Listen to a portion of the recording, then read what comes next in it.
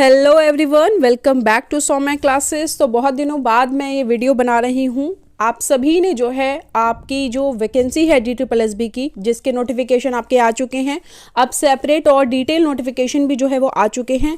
तो यहाँ आज हम बात करेंगे आपकी जो PGT और नर्सरी टीचर की वैकेंसी थी उनके बारे में। पहले मैं यहाँ आपकी PGT वैकेंसीज़ है उनके बारे में, उनकी डिटेल जो है आपकी जानकारी वो आपको दूंगी। क्या क्या चीज़ें हैं जो आपको जाननी ज़रूरी हैं आपको ये वैकेंसी फिल करने से पहले, या अगर आपको अभी तक नहीं पता है कि आप एलिजिबल हैं या नहीं, वो इसके बारे में भी हम बात करेंगे। दूसरी चीज़ ये है कि जो PGT की वैकेंसी होती है उसमें आपकी क्वालिफिकेशन जो है वो बहुत ज़्यादा इंपॉर्टेंट है। बहुत ज़्यादा बच्चे कंफ्यूज होते हैं कि भाई B.Ed हमें चाहिए होती है या नहीं, और मास्टर्स तो होनी ही होती है, ये तो आपको पता है। मास्टर्स के बाद ही जो है वो आप PGT का फॉर्म भर सकते हैं। तो B.Ed का क्या पंगा है ये भी मैं आपको बताऊंगी। इसके अलावा जो आपकी क्वालिफिकेशन है या जो आपकी एज लिमिट है वो कब तक कंप्लीट होनी चाहिए, या कब तक किस डेट से पहले जो है आपको उस पर्टिकुलर क्राइटेरिया को कंप्लीट करना होता है, ये भी मैं आपको बताऊंगी। बाकी मेन कुछ चीज़ें आपकी होती हैं, अगर आप सोचिए कि भाई PGT की जो वैकेंसीज होती हैं बहुत कम होती हैं, तो भाई सैलरी भी तो देखो आप, सैलरी कितनी होती है वो भी मैं आपको बताऊंगी। ठीक है, बिल्कुल एग्जैक्ट सैलरी जो होती है वो भी मैं यहाँ पे आपको बताऊंगी कि 2024 में जो बच्चे या जो स्टूडेंट कैंडिडेट्स PGT की पोस्ट पर लगेंगे, ठीक है, वो अमाउंट कितना होगा। तो आप इस अमाउंट को देखकर जो है अपनी तैयारी कर सकते हैं, अगर आपको लग रहा है कि भाई सीटें बहुत कम है तो। ठीक है, तो चलिए फटाफट से स्टार्ट करते हैं अपना वीडियो। तो बहुत ही शॉर्ट कम चीज़ों को मैं आपको बताऊंगी। बाकी नोटिफिकेशन आप देख चुके होंगे। तो आपका जो ये 22 तारीख को आ गया था नोटिफिकेशन, ठीक है, डिटेल नोटिफिकेशन अब आया है। और जो आपकी ओपनिंग एप्लीकेशन है, डेट है वो आपकी 9 जनवरी से 7 फरवरी तक की है। ठीक है, ये तो आपकी मेन चीज़ हो गई। बाकी PGT की जो पोस्ट होती है भाई वो हमेशा काफ़ी कम आती है। ये देख सकते हैं आप, 2-2 4-4, ये है 1 4 7 7, ऐसे करके काफ़ी कम पोस्टें होती हैं। लेकिन जो है आपको इन्हीं में भाई PGT जो है उसमें आपको इसी में मेहनत करनी पड़ेगी। टोटल वैकेंसी आप देख सकते हैं 297 है।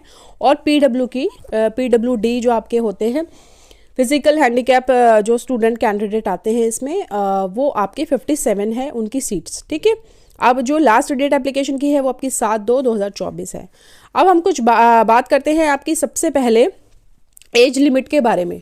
तो एज लिमिट आपने देख ली होगी। वैसे जो प्रीवियस हमारा आपका जो गैजेट आया था उसके अकॉर्डिंग 30 थी ना, बट इसमें एज लिमिट सभी की है आपकी 36। तो ये एक थोड़ा सा हम कह सकते हैं कि राहत वाली बात है कि जो आपकी एज लिमिट है उसको 36 ही यहाँ पर रखा गया है। ठीक है, लेकिन और साथ साथ जो आपके कैटेगरी वाइज आपका जो होता है ना एक्स्ट्रा बेनिफिट जो होता है वो आपका एज इट इज़ है। जैसे कि 36 होगी आपकी जनरल की, SC की होगी आपकी 5 साल, ठीक है, OBC की होगी आपकी +3 साल, यानी कि इसमें आप 5 जोड़ देंगे तो SC, और +3 कर देंगे तो आपके OBC, और ST के लिए भी +5 होती है, और PWD +SC है तो आप इसमें भी +3 कर देंगे तो ये आ जाएगा। नीचे पूरा दिया हुआ है, वो डिटेल में आपको दिखा दूंगी अभी। ठीक है, इसके बाद मेन बात आती है क्वालिफिकेशन। तो क्वालिफिकेशन की आप किसी भी सब्जेक्ट को उठा के देख लो, मान लो ये है पोस्ट ग्रेजुएट आपका हिंदी मेल लगा लो आप। ठीक है, तो इसमें सिंपल आपका जो है वो होना चाहिए, आपका मास्टर्स इन हिंदी होनी चाहिए।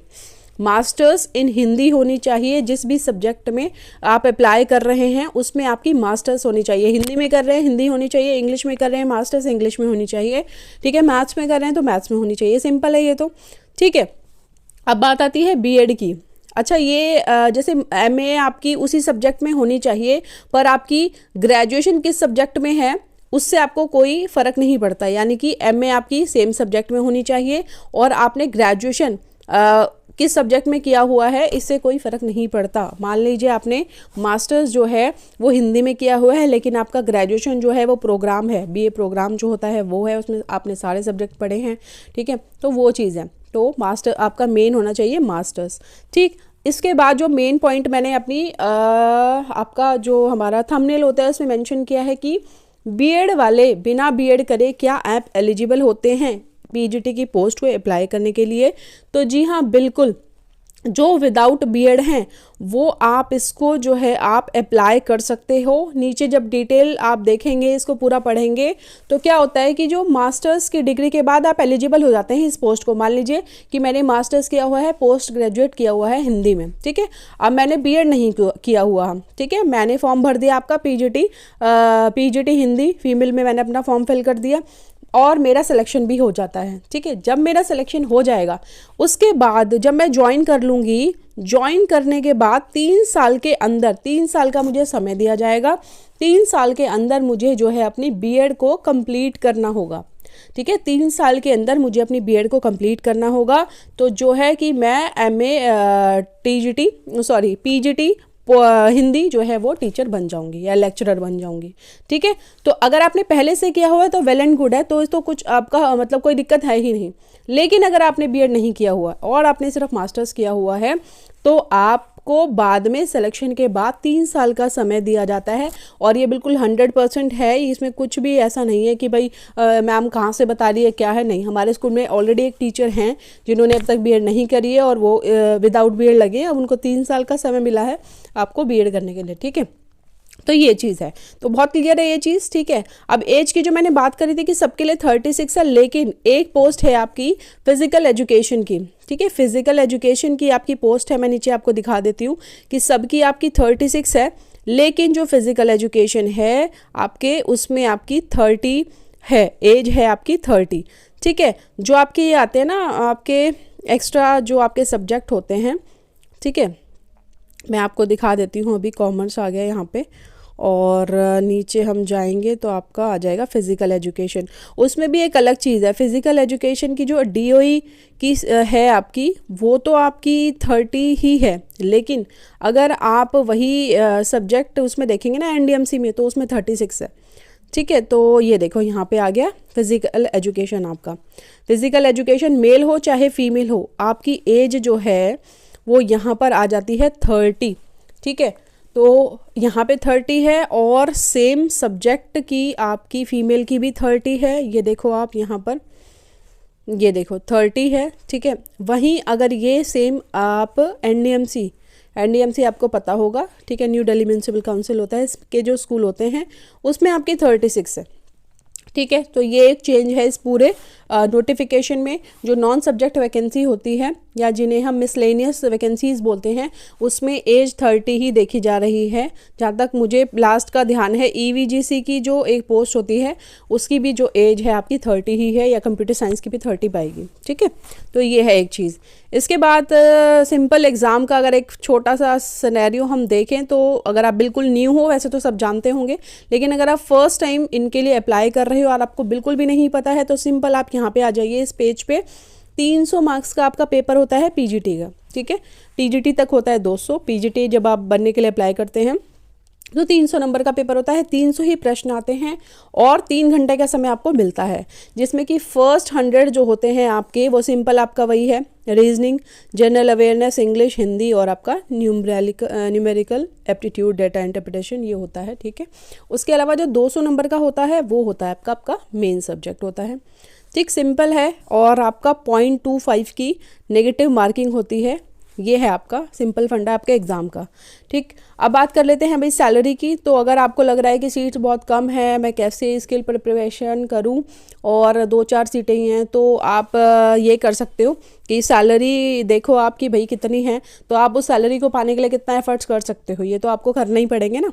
अगर आप इतनी सैलरी नहीं पाना चाहते तो आप किसी सिंपल जॉब के लिए, सिंपल तो कोई भी जॉब नहीं है आज की डेट में, चाहे आप किसी भी पोस्ट के लिए अप्लाई कर लो, ठीक है। तो सैलरी इसकी सिंपल अगर मैं रफली आपको बताऊं तो बहुत ही जो आपका मैट्रिक्स है ना, पे मैट्रिक्स होता है, उसमें आपकी स्टार्टिंग होती है यहाँ पे 47,600 आपका बेसिक पे होता है।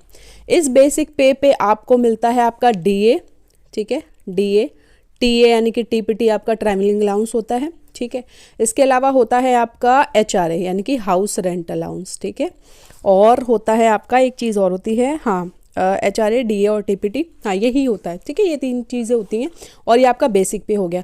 इन तीनों की कैलकुलेशन जब आप करेंगे तो आपकी सैलरी वो है वो 85,000 प्लस बनती है, ठीक है। यानी कि जो आपकी पीजीटी की सैलरी है वो आपकी ग्रॉस अगर आप 2024 में लगते हैं तो वो 85,000 प्लस, यानी कि 85 प्लस आपको ग्रॉस सैलरी जो है वो आपको मिलेगी। ठीक है, उसके बाद कुछ डिडक्शन होते हैं एनपीएस का, आपका जो मेडिकल होता है उसका कुछ है ना, यूटीजीआईएस वगैरह के, वो छोटे मोटे आपके होते हैं।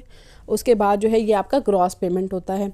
ठीक है, नेट पेमेंट वो डिडक्शन के बाद होता है। तो सिंपल आप इस चीज़ को दिमाग में रख सकते हैं कि भाई इतनी सैलरी अगर मुझे पानी है तो मेहनत तो करनी पड़ेगी, सिंपल सा फंडा है। ठीक है, तो आई होप जो पीजीटी वाला एक आपका जो नोटिफिकेशन था उसमें जो आप देखो बहुत सारी वीडियोस आप देख चुके होंगे, सबने आपको बता दिया होगा क्या एग्ज़ाम है, कैसे कैसे एग्ज़ाम पैटर्न आता है, पर सैलरी और कुछ चीज़ें जो है वो सब नहीं बताते हैं, है ना। ठीक, और इसके अलावा फ़ीस की अगर मैं बात करूं तो फ़ीस आपकी सिर्फ है यहाँ पर 100 रुपीज़, जो आपकी विमेंस के लिए तो है ही, और विमेंस के लिए कोई फ़ीस नहीं है, और जो कैटेगरी वाले स्टूडेंट्स हैं उनके लिए कोई फ़ीस नहीं है। बाकी जो नॉन कैटेगरी हैं और मेल हैं, नॉन कैटेगरी मेल हैं, उनको आपने 100 रुपीज़ यहाँ पर पे करने हैं उनको, सिंपल। और आपका जो एग्ज़ाम है वो ऑनलाइन ही होता होगा, वैसे तो ऑनलाइन ही हो रहे हैं अब तक सारे, और आपको जो फिल करना है वो भी आपका ऑनलाइन मोड ही आपको जो है अपना एप्लीकेशन जो है वो फिल करना है। अब एक चीज़ आती है कि जो क्वालिफ़िकेशन या जो एज लिमिट, जो भी क्राइटेरिया होता है वो इन्होंने मांगा है, वो कब तक कंप्लीट होना चाहिए। ठीक है, तो वो डेट है आपकी, मैं बता देती हूँ आपको, यहीं पे मेंशन थी कहीं, ये देखिए यहाँ पे ये भी मेंशन 7/2/2024 जो आपकी लास्ट कह सकते हैं डेट है फिल करने की। तो इस डेट से पहले आपकी कंप्लीट क्वालिफिकेशन जो भी है वो इस डेट तक होना चाहिए। मान लीजिए कि आपने अभी मास्टर्स यानी सब्जेक्ट एग्ज़ाम दे रखे हैं, तो आप मान लीजिए इग्नू से कर रहे हैं, कहीं से भी आपने एग्ज़ाम दे रखे हैं दिसंबर में, ठीक है, और आपका रिज़ल्ट जो है वो अवेटेड है, और आपका जो रिज़ल्ट है वो जैन के एंड में आ जाता है या फिर इस डेट से पहले आ जाता है, तो आप एलिजिबल होंगे इस पोस्ट को भरने के लिए। अगर आप मान लीजिए पीजीटी की किसी भी पोस्ट के लिए अप्लाई करना चाहते हैं तो, ठीक है, 7 फरवरी 2024 से पहले अगर आप अपनी क्वालिफिकेशन को कंप्लीट कर लेते हैं तो जो है आप इस फॉर्म को फिल कर पाएंगे। ठीक है, तो कुछ बेसिक चीज़ें थी जो मैंने यहाँ पर आपको बताई हैं। अगर आपको लगता है कोई डाउट है, कुछ है, आप चीज़ें पूछना चाहते हैं, मैंने बहुत डिटेल नहीं बताई हैं चीज़ें, क्योंकि काफ़ी सारी चीज़ें आप ऑलरेडी देख चुके होंगे। ठीक, तो बहुत कम वैकेंसी हैं काफ़ी पहले से है मुकाबले, बट वैकेंसी पीजीटी की इतनी ही आती हैं, बहुत ज़्यादा नहीं आती हैं। तो अगर आप एलिजिबल हैं किसी भी पोस्ट पर और आप अप्लाई करना चाहते हैं, ठीक है, तो आप ज़रूर करें और बहुत मेहनत करें अपनी पोस्ट के लिए, क्योंकि आज की डेट में दिल्ली के अंदर किसी भी गवर्नमेंट पोस्ट पे लगना बहुत ही मुश्किल है। ठीक है, धीरे धीरे जो है आपका जो कंपटीशन है वो थोड़ा सा टफ होता ही जा रहा है, नो डाउट, इसमें कोई डाउट नहीं है, क्योंकि बच्चे जो हैं अब वो जो पढ़ाई है वो ज़्यादा करने ही लगे हैं। ठीक है ना, तो इसमें क्या है कि आपका जो कंपटीशन है वो मुश्किल होता जा रहा है, और जो अब आपका एग्ज़ाम पैटर्न आता है, एग्ज़ाम का लेवल होता है वो भी काफ़ी अच्छा होता है, ऐसे कुछ भी नहीं दे देते। ठीक है, वो भी काफ़ी अच्छा आने लगा है, तो ये एक अच्छी ही बात है। ठीक है, तो आई होप जो भी कैंडिडेट्स जो है वो अपनी पोस्ट के लिए, जिस भी पोस्ट के लिए एलिजिबल है, वो अपने फॉर्म को टाइमली फिल कर ले और फटाफट जो है अपनी तैयारी को शुरू कर दे। एक चीज़ मैं और यहाँ पे ऐड ऑन करना चाहूँगी, आपका एग्ज़ाम कब होगा, आपका एग्ज़ाम कब होगा। तो देखो भाई, DSSS भी है, उसका कुछ नहीं पता, ना पहले पता था ना आज पता। ठीक है, तो DSSS भी वैसे तो जो मेरे को पर्सनली ऐसा लगता है कि आपको पता होगा कि मई के अंदर आपके इलेक्शंस हैं। ठीक है, मई के अंदर आपके इलेक्शंस हैं, तो इसीलिए पहले वैकेंसी को निकाला गया है। ठीक है, उसके बाद आपकी आचार संहिता जिस दिन लग जाएगी उसके बाद जो है आपका एग्ज़ाम कंडक्ट हो नहीं पाएगा। तो मान के चलिए कि आप मई में इलेक्शन है, तो इलेक्शन के बाद आप मई लगा लो, जून जुलाई तक जो है कहीं, अगर ये इनका मन होगा भाई, DSSS वाली का मन होगा कि भाई हम फटाफट एग्ज़ाम ले ले, तो जून जुलाई आपका बिल्कुल जो है वो पहुंच जाएगा। तो आपके पास रफली 6 मंथ्स हैं पूरे आपको अपनी प्रिपरेशन को करने के लिए। तो 6 महीने बहुत होते हैं भाई, मैं सही बता रही हूँ, 2-3 महीने काफ़ी होते हैं वैसे तो, पर 6 महीने बहुत एक अच्छा टाइम है अगर आप अच्छे से प्रिपरेशन करना चाहते हैं और अपना सिलेक्शन पाना चाहते हैं। तो आई होप आपको ये वीडियो जो है इन्फॉर्मेटिव लगा होगा, अंडरस्टैंडिंग लगा होगा। अगर आपको ये वीडियो पसंद आया हो तो इस वीडियो को एक लाइक ज़रूर करें, और मैं अपना नेक्स्ट वीडियो जो है वो नर्सरी टीचर्स के लिए लेकर आने वाली हूँ, नर्सरी टीचर्स के लिए अगर आप मेरे चैनल से पहले से जुड़े हुए हैं तो आपको पता होगा कि कुछ टाइम पहले मैंने एक वीडियो डाला था स्पेशली फॉर नर्सरी टीचर्स, क्योंकि एमसीडी के अंदर जो है वो नर्सरी टीचर्स की बम्पर वैकेंसी आएगी और ज़रूर आएगी, क्योंकि 2010 के बाद कोई भी वैकेंसी एमसीडी के अंदर नहीं आई थी। तो बम्पर वैकेंसी आने की पूरी संभावना थी और अच्छी खासी वैकेंसी जो है NEET ने जो है वो निकाली है एमसीडी के अंदर नर्सरी टीचर की। ठीक है, तो बहुत बढ़िया वैकेंसी है। क्या क्या चीज़ें हैं उसमें एक डिटेल वीडियो होगा मेरा, उसमें मैं आपके एग्ज़ाम की जो चीज़ें हैं उस पर भी फोकस करूँगी। तो नेक्स्ट वीडियो मैं जल्दी डालूंगी नर्सरी टीचर्स के लिए। तो आई होप आपको वीडियो पसंद आया होगा। तो वीडियो को लाइक और चैनल को सब्सक्राइब करना ना भूलें। Stay tuned, bye bye.